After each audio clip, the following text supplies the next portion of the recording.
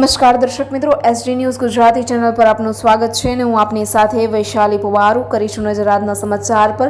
વડોદરા શહેરમાં આવેલ મુક્તાનંદ 3 રસ્તાથી સંગમ જવાના મુખ્ય માર્ગ પર મસ્ત મોટું મહાકાય વૃક્ષ ધરાશાયી થયું હતું। ત્યારબાદ ફાયર બ્રિગેડના કર્મચારીઓ તાત્કાલિક ઘટનાસ્થળે પહોંચ્યા હતા। ત્યારે એક રિક્ષા અને કારને પુષ્કળ નુકસાન થયું હતું, પરંતુ કોઈ જાનહાની થઈ ન હતી। સામાજિક કાર્યકર કમલેશભાઈ પરમાર દ્વારા વધુમાં જણાવ્યું હતું કે કાર અને ઓટો રિક્ષાને પુષ્કળ પ્રમાણમાં નુકસાન થયું હતું।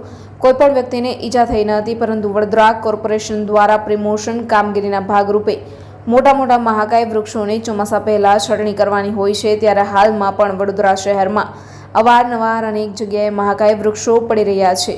વડોદરા શહેરના નગરજનોની ચિંતા કરીને તાત્કાલિક ધોરણે પે એન્ડ ગાર્ડન વિભાગને સૂચના આપી તમામ મોટા મહાકાય વૃક્ષોની છટણી કરવામાં આવે તેવી માંગ કરવામાં આવી હતી।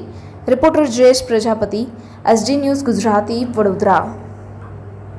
વડોદરા શહેરમાં આવેલ મુક્તાનંદ 3 રસ્તાથી જે સંગમ જવાનો જે મુખ્ય માર્ગ છે, આજે જે કહેવાય છે કે મહાકાય વૃક્ષ જે વરસાદના કારણે ધરાશાય થયું છે। હાલમાં જે એક કાર અને એક રિક્ષાને નુકસાન થયું છે, એટલે ખાસ કરીને વડોદરા શહેરની તંત્ર ઘોર નિંદ્રામાં છે। અવારનવાર વડોદરા શહેરની અંદર વૃક્ષો જે ધરાશાય થતા હોય ત્યારે જે ચોમાસા પહેલે પ્રિમોન્સમ કામગીરીના ભાગરૂપે જે તમામ ઝાડો જે મહાકાય વૃક્ષો હોય છે તેને કટિંગ કરવાના હોય છે, પરંતુ જે કહેવાય છે કે હાલમાં તમામ રીતે વડોદરા શહેરનું કોર્પોરેશન નિષ્ફળ સાબિત થયું છે। હાલમાં જે વડોદરા શહેરના નગરજનોને જે હાલાકી પડી રહી છે, તો ખાસ કરીને આપના ન્યૂઝના માધ્યમથી અમારી અપીલ છે કે જેટલા પણ મહાકાય વૃક્ષો છે તેની છટણી કરવામાં આવે તેવી ખાસ કરીને સૂચના આપવી જોઈએ। સાથે સાથે જે પણ અધિકારીઓ કામચોર છે એ કામચોર અધિકારીઓને કેસી કેબિનમાંથી બહાર કાઢી અને જે તે સ્થળો પર મોકલવા જોઈએ, જેથી કરીને વડોદરા શહેરના નગરજનોને રાહત મળી શકે। કારણ કે રોજે રોજ જે ઝાડો પડી રહ્યા છે તો એનાથી ઘણું નુકસાન જે વડોદરા શહેરના નગરજનોને થતું હોય તે વડોદરા શહેર માટે શોભા નથી આપતું।